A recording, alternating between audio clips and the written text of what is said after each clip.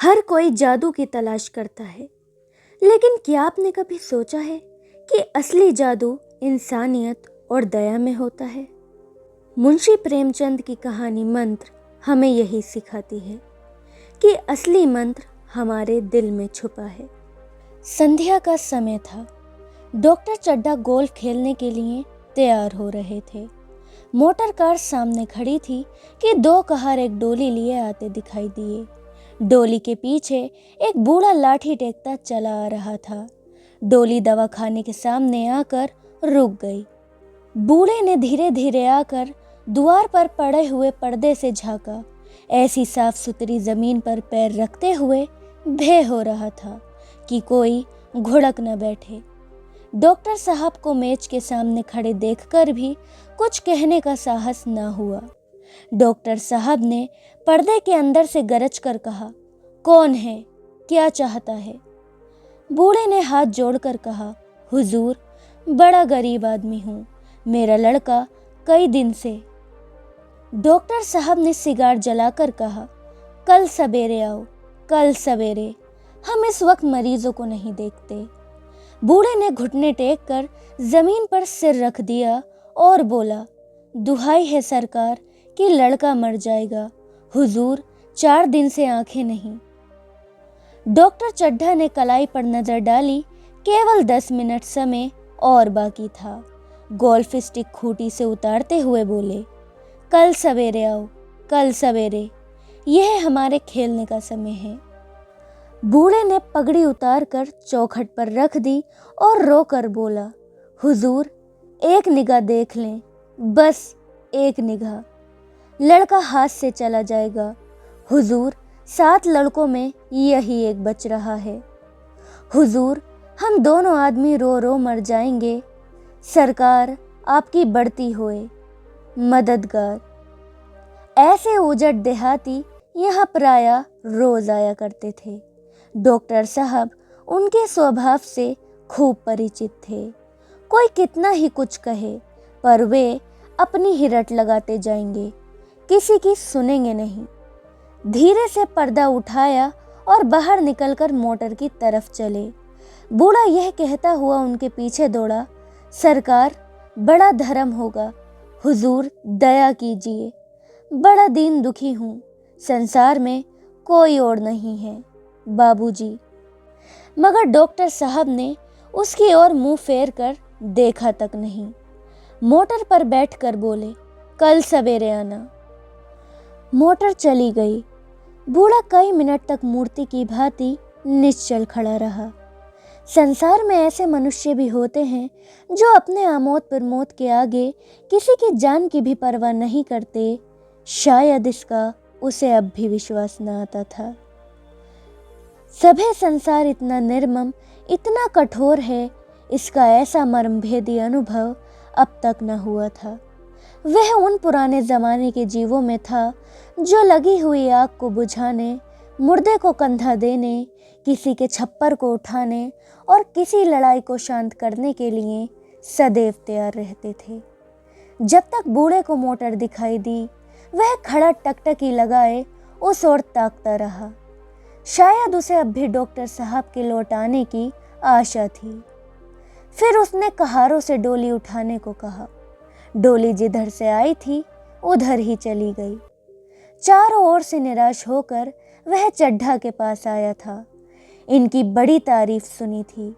यहाँ से निराश होकर फिर वह किसी दूसरे डॉक्टर के पास न गया। किस्मत ठोक ली। उसी रात को उसका हंसता खेलता 7 साल का बालक अपनी बाल लीला समाप्त करके इस संसार से सिधार गया। बूढ़े माँ बाप के जीवन का यही एक आधार था। इसी का मुंह देखकर जीते थे। इस दीपक के बुझते ही जीवन की अंधेरी रात भाए भाए करने लगी। बुढ़ापे की विशाल ममता टूटे हुए हृदय से निकलकर उस अंधकार में दर्द से रोने लगी। कई साल गुजर गए। डॉक्टर चड्ढा ने खूब यश और धन कमाया, लेकिन इसके साथ ही अपने स्वास्थ्य की रक्षा भी की, जो एक असाधारण बात थी। यह उनके नियमित जीवन का आशीर्वाद था कि 50 साल की अवस्था में उनकी चुस्ती और फुर्ती युवकों को भी लज्जित करती थी। उनके हर एक काम का समय नियत था। इस नियम से वह जो भर भी न टलते थे। बहुधा लोग स्वास्थ्य के नियमों का पालन उस समय करते हैं जब रोगी हो जाते हैं।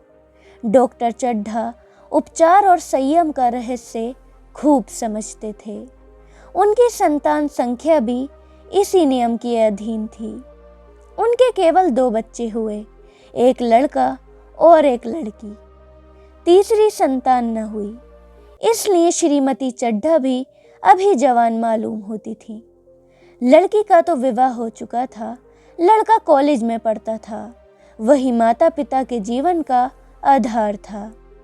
शील और विनय का पुतला, बड़ा ही रसिक, बड़ा ही उदार, विद्यालय का गौरव, युवक समाज की शोभा, मुखमंडल से तेज की छठी सी निकलती थी।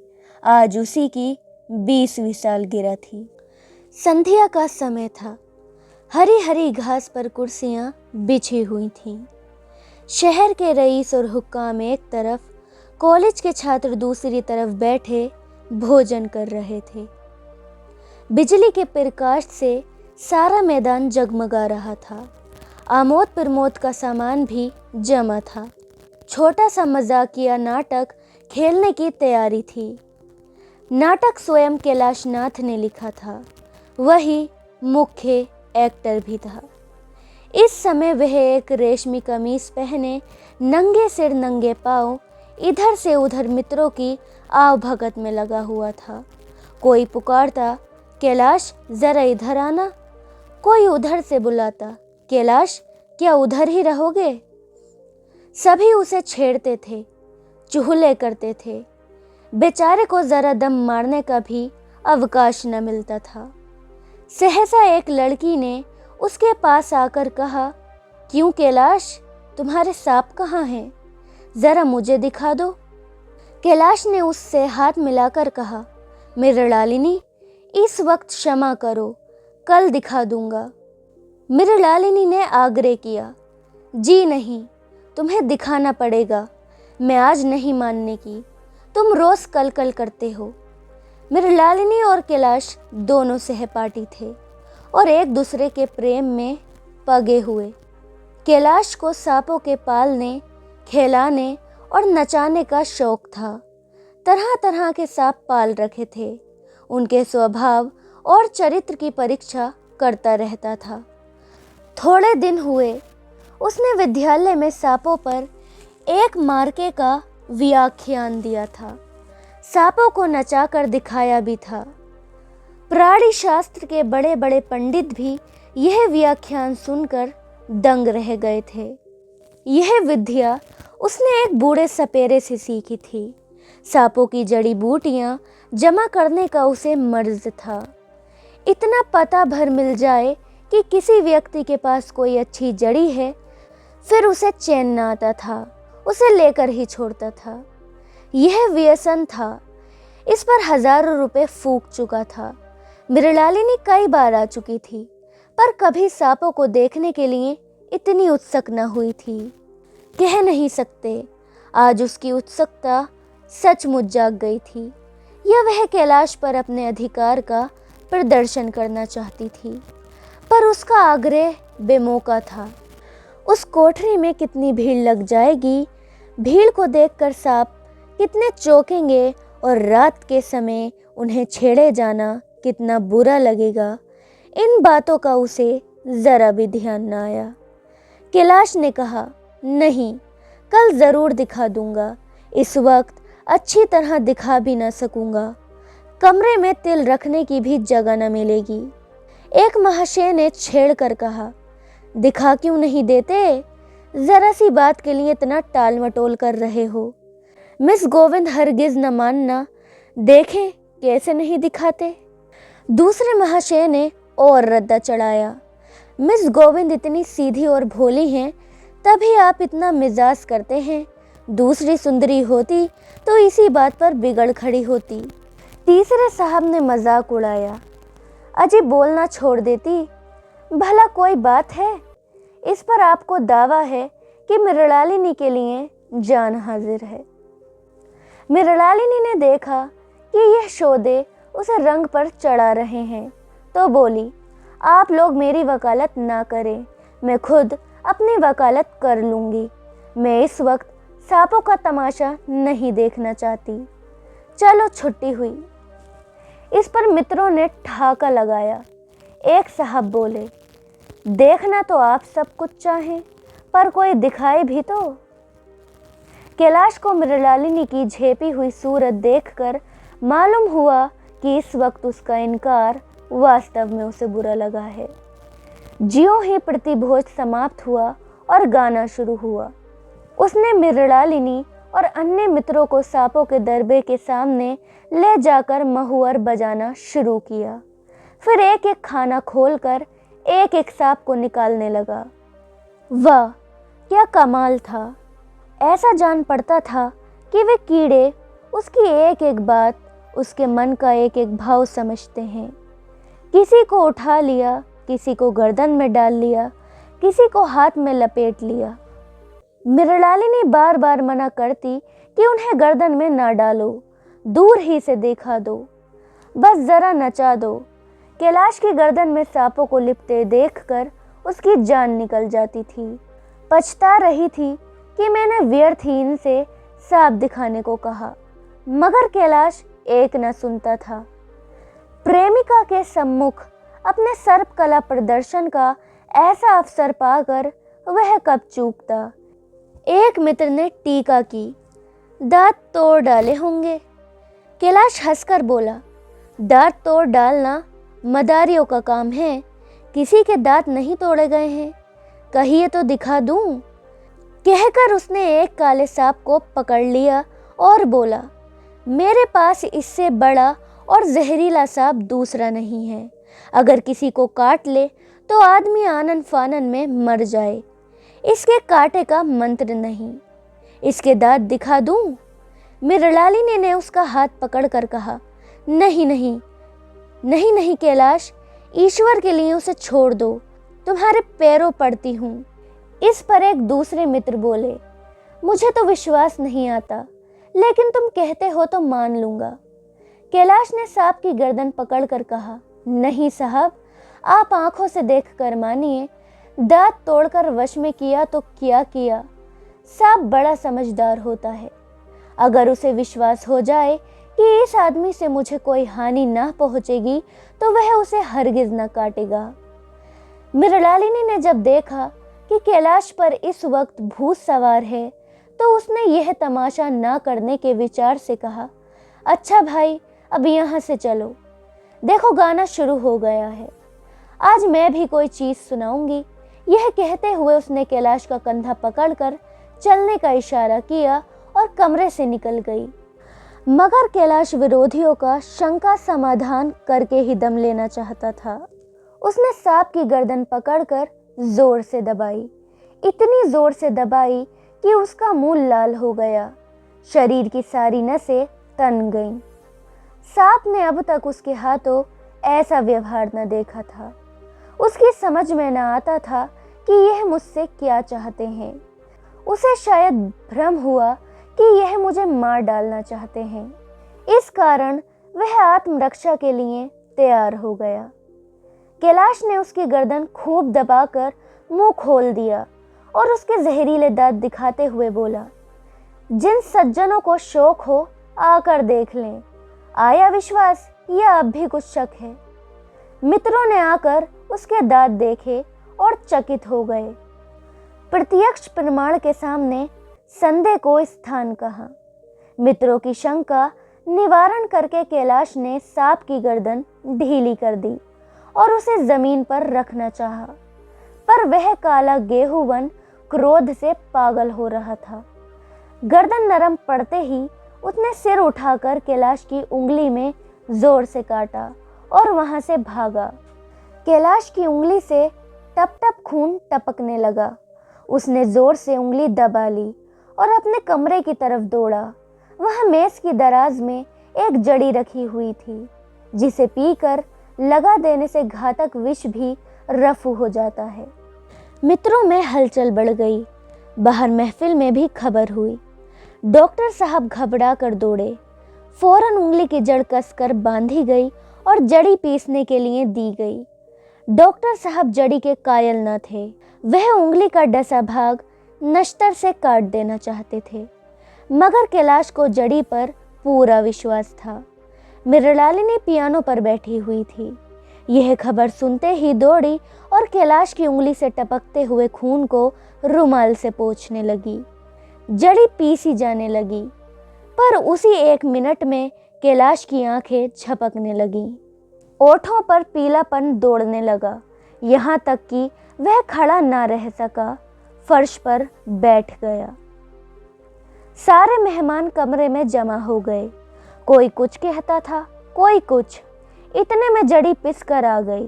मृणालिनी ने उंगली पर लेप किया। 1 मिनट और बीता। कैलाश की आंखें बंद हो गईं। वह लेट गया और हाथ से पंखे झलने का इशारा किया। माँ ने दौड़कर उसका सिर गोद में रख लिया और बिजली का टेबल फैन लगा दिया। डॉक्टर साहब ने झुककर पूछा, कैलाश कैसी तबीयत है? कैलाश ने धीरे से हाथ उठा दिया, मगर कुछ बोल ना सका। मृणालिनी ने करुण स्वर में कहा, क्या जड़ी कुछ असर ना करेगी? डॉक्टर साहब ने सिर पकड़कर कहा, क्या बताऊं, मैं इसकी बातों में आ गया। अब तो नश्तर से भी कुछ फायदा ना होगा। आधा घंटे तक यही हाल रहा। कैलाश की दशा प्रति क्षण बिगड़ती जाती थी, यहाँ तक कि उसकी आंखें पथरा गईं, हाथ पांव ठंडे हो गए, चेहरे की रौनक फीकी पड़ गई, नाड़ी का कहीं पता नहीं। मौत के सारे लक्षण दिखाई देने लगे। घर में कोहराम मच गया। मृणालिनी एक और सिर पीटने लगी, माँ अलग पछाड़े खाने लगी। डॉक्टर चड्ढा को मित्रों ने पकड़ लिया, नहीं तो वह नश्तर अपनी गर्दन में मार लेती। एक महाशय बोले, कोई मंत्र झाड़ने वाला मिले तो संभव है अभी भी जान बच जाए। एक मुसलमान सज्जन ने इसका समर्थन किया, अरे साहब, कब्र में पड़ी हुई लाशें जिंदा हो गई हैं, ऐसे ऐसे बाकमाल पड़े हुए हैं। डॉक्टर चड्ढा बोले, मेरी अकल पर पत्थर पड़ गया था कि इसकी बातों में आ गया। नश्तर लगा देता तो यह नौबत क्यों आती।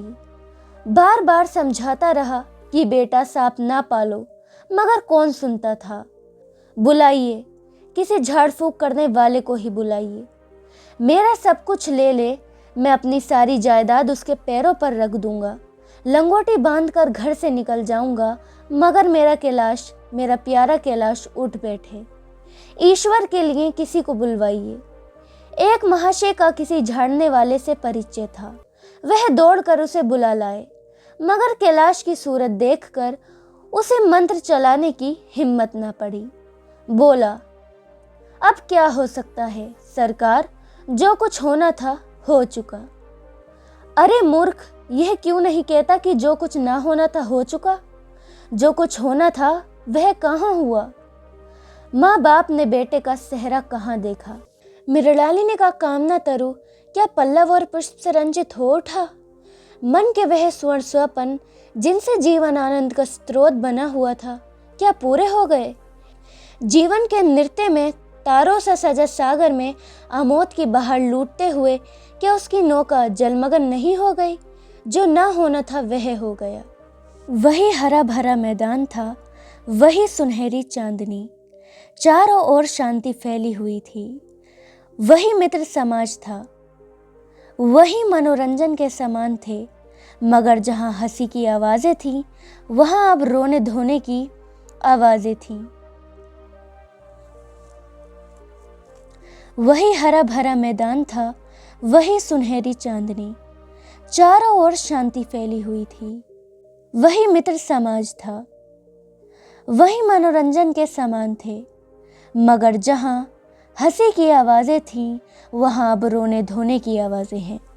शहर से कई मील दूर एक छोटे से घर में एक बूढ़ा और बुढ़िया अंगीठी के सामने बैठे जाड़े की रात काट रहे थे। बूढ़ा नारियल पीता था और बीच बीच में खांसता था। बुढ़िया दोनों घुटनियों में सिर डाले आग की ओर ताक रही थी। एक मिट्टी के तेल की कुप्पी ताक पर जल रही थी। घर में न चारपाई थी न बिछोना। एक किनारे थोड़ी सी पुआल पड़ी हुई थी। इसी कोठरी में एक चूल्हा था। बुढ़िया दिन भर उपले और सूखी लकड़ियां बटोरती थी। बूढ़ा रस्सी बटकर बाजार में बेच लाता था। यही उनकी जीविका थी। उन्हें ना किसी ने रोते देखा ना हंसते। उनका सारा समय जीवित रहने में कट जाता था। मौत द्वार पर खड़ी थी।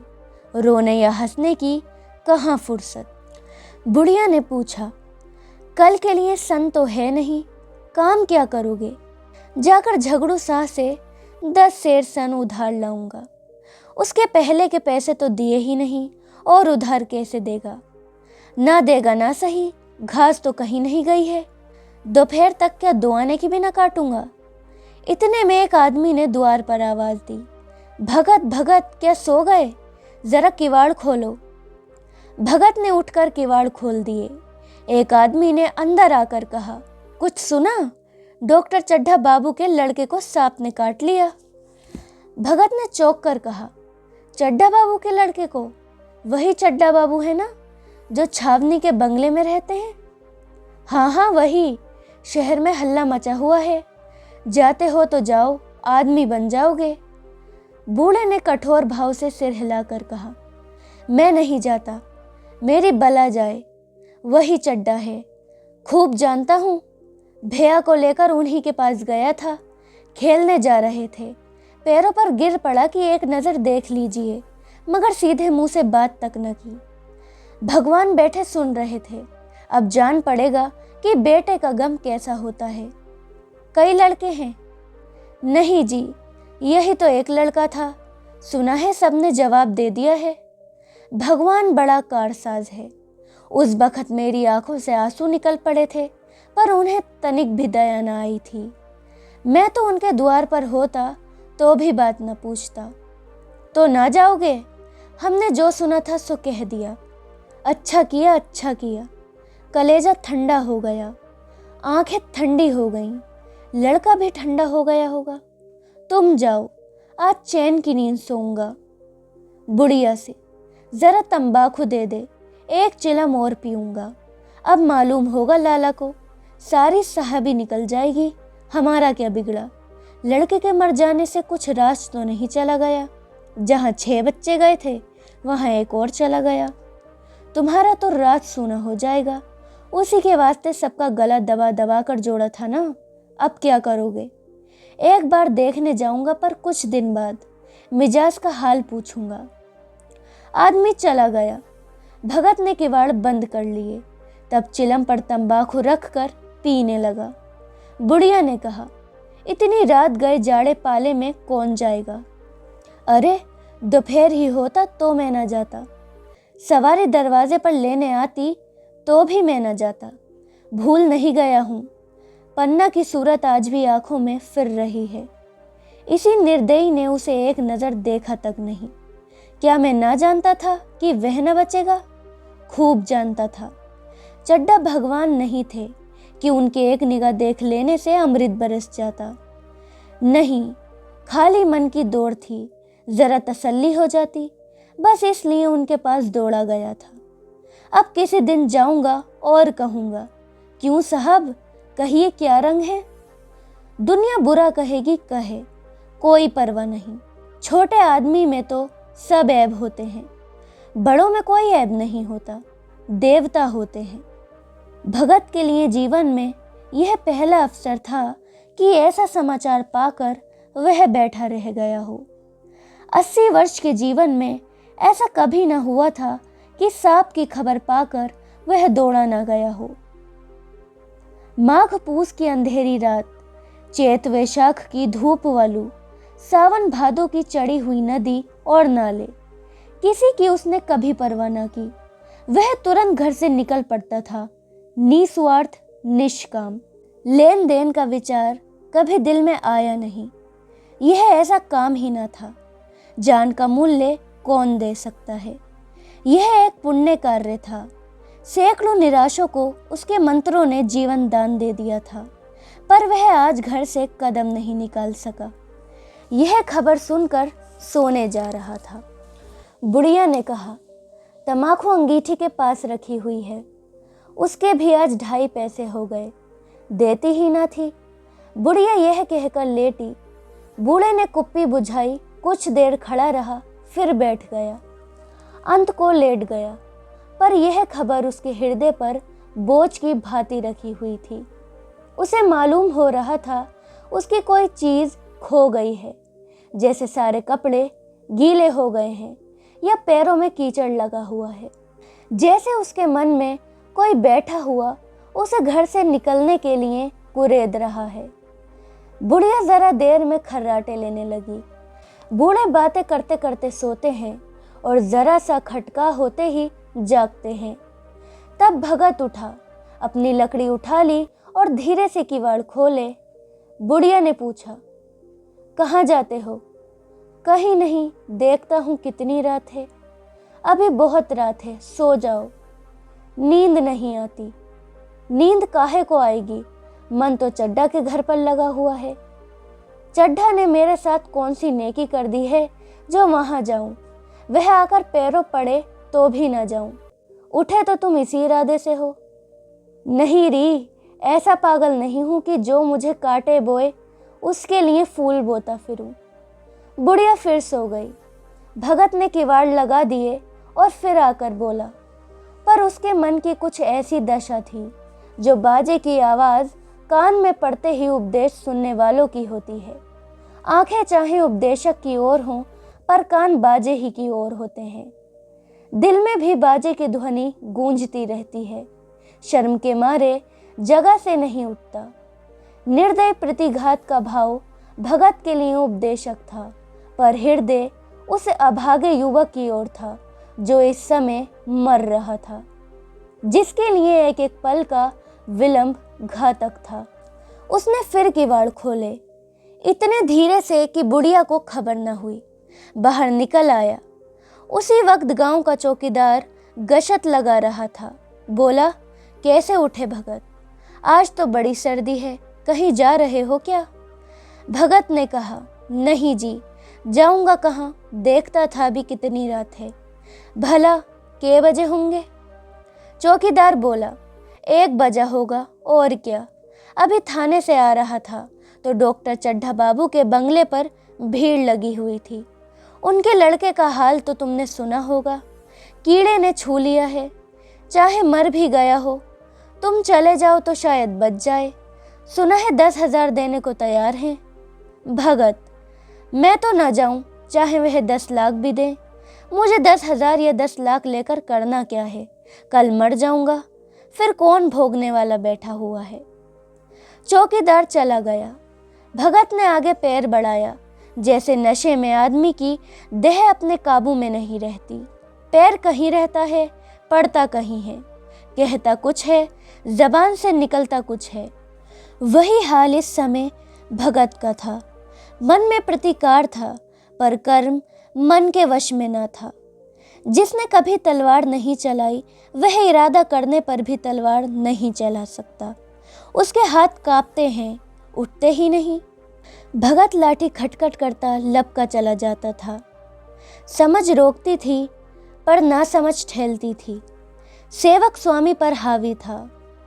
आधी राह निकल जाने के बाद सहसा भगत रुक गया। हिंसा ने क्रिया पर विजय पाई। मैं यूं ही इतनी दूर चला आया। इस जाड़े पाले में मरने की मुझे क्या पड़ी थी? आराम से सोया क्यों नहीं? नींद न आती ना सही, 2-4 भजन ही गाता। व्यर्थ इतना दूर दौड़ आया। चड्ढा का लड़का रहे या मरे, मेरी बला से। मेरे साथ उन्होंने कौन सा सुलूक किया था कि मैं उनके लिए मरूं?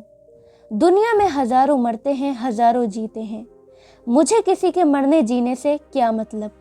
मगर ना समझी ने अब एक दूसरा रूप धारण किया। जो हिंसा से बहुत कुछ मिलता जुलता था, वह झाड़ फूंक करने नहीं जा रहा था। वह देखेगा कि लोग क्या कर रहे हैं। डॉक्टर साहब का रोना पीटना देखेगा कि किस तरह पछाड़े खाते हैं। वह देखेगा कि बड़े लोग भी छोटी की ही भांति रोते हैं या सब्र भी कर जाते हैं। वे लोग जो विद्वान होते हैं सब्र कर जाते होंगे। हिंसा भाव को यूं धीरज देता हुआ वह फिर आगे बढ़ा। इतने में दो आदमी आते दिखाई दिए। दोनों बातें करते चले आ रहे थे। चड्ढा बाबू का घर उजड़ गया। वही तो एक लड़का था। भगत के कान में यह आवाज पड़ी। उसकी चाल और भी तेज हो गई। थकान के मारे पांव न उठते थे। ऊपरी हिस्सा इतना बड़ा जाता था मानो अब मुंह के बल गिर पड़ेगा। इस तरह वह कोई 10 मिनट चला होगा कि डॉक्टर साहब का बंगला नजर आया। बिजली की बत्तियां जल रही थीं, मगर सन्नाटा छाया हुआ था। रोने पीटने की आवाज भी न आती थी। भगत का कलेजा धक धक करने लगा। कहीं मुझे बहुत देर तो नहीं हो गई। वह दौड़ने लगा। अपनी उम्र में वह इतना तेज कभी न दौड़ा था। बस यही मालूम होता था मानो उसके पीछे मौत दौड़ी आ रही है। 2 बज गए थे। मेहमान विदा हो गए। रोने वालों में केवल आकाश के तारे रह गए थे और सभी रो रो कर थक गए थे। बड़ी उत्सुकता के साथ लोग रह रहकर आकाश की ओर देखते थे कि किसी तरह सुबह हो और लाश गंगा की गोद में दी जाए। अचानक भगत ने द्वार पर पहुंचकर आवाज दी। डॉक्टर साहब समझे कोई मरीज आया होगा। किसी और दिन उन्होंने उस आदमी को दुत्कार दिया होता, मगर आज बाहर निकल आए। देखा एक बूढ़ा आदमी खड़ा है। कमर झुकी हुई, पोपला मुंह, भौहें तक सफेद हो गई थीं। लकड़ी के सहारे कांप रहा था। बड़ी नरमता से बोले, क्या है भाई, आज तो हमारे ऊपर ऐसी मुसीबत पड़ गई है कि कुछ कहते नहीं बनता। फिर कभी आना। इधर 1 महीना तक तो शायद मैं किसी मरीज को न देख सकूंगा। भगत ने कहा, सुन चुका हूं बाबूजी, इसलिए आया हूं। भैया कहाँ है? जरा मुझे दिखा दीजिए। भगवान बड़ा कारसाज है, मुर्दे को जिला सकता है। कौन जाने अब भी उसे दया आ जाए। चड्ढा ने दुखी स्वर से कहा, चलो देख लो। मगर 3-4 घंटे हो गए। जो कुछ होना था हो चुका। बतेरे झाड़ने फूकने वाले देख देख कर चले गए। डॉक्टर साहब को आशा तो क्या होती। हाँ, बूढ़े पर दया आ गई। अंदर ले गए। भगत ने लाश को 1 मिनट तक देखा, तब मुस्कुराकर बोला, अभी कुछ नहीं बिगड़ा है बाबूजी। वह नारायण चाहेंगे तो आधे घंटे में भैया उठ बैठेंगे। आप बेवजह दिल छोटा कर रहे हैं। जरा कहारों से कहिए पानी तो भरें। कहारों ने पानी भर भर कर कैलाश को नहलाना शुरू किया। पाइप बंद हो गया था। कहारों की संख्या अधिक न थी, इसलिए मेहमानों ने अहाते के बाहर कुएं से पानी भर भर कर कहारों को दिया। मृणालिनी भी कलसा लिए पानी ला रही थी।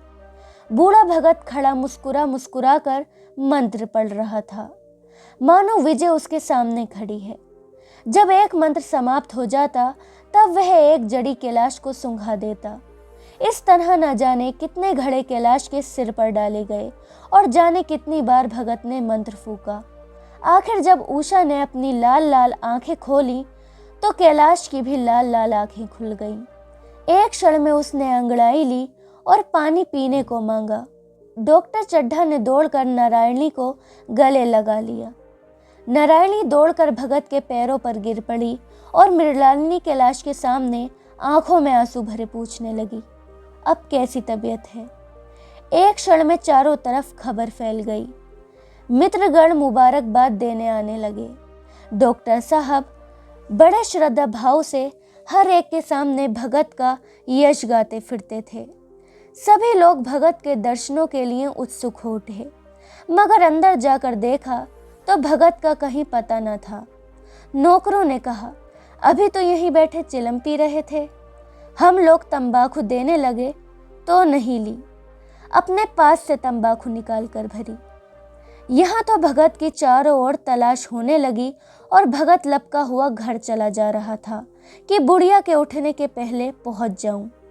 जब मेहमान लोग चले गए तो डॉक्टर साहब ने नारायणी से कहा, बुढ़ा ना जाने कहाँ चला गया। एक चिलम तंबाकू का भी रवादार न हुआ। नारायणी, मैंने तो सोचा था इसे कोई बड़ी रकम दूंगी। चड्ढा, रात को मैंने नहीं पहचाना, पर ज़रा साफ हो जाने पर पहचान गया।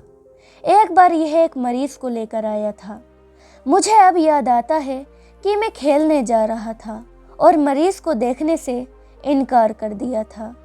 आज उस दिन की बात याद करके मुझे जितनी गलानी हो रही है उसे प्रकट नहीं कर सकता। मैं उसे खोज निकालूंगा और पैरों पर गिरकर अपना अपराध क्षमा कराऊंगा। वह कुछ लेगा नहीं, यह जानता हूँ। उसका जन्म यश की वर्षा करने ही के लिए हुआ है।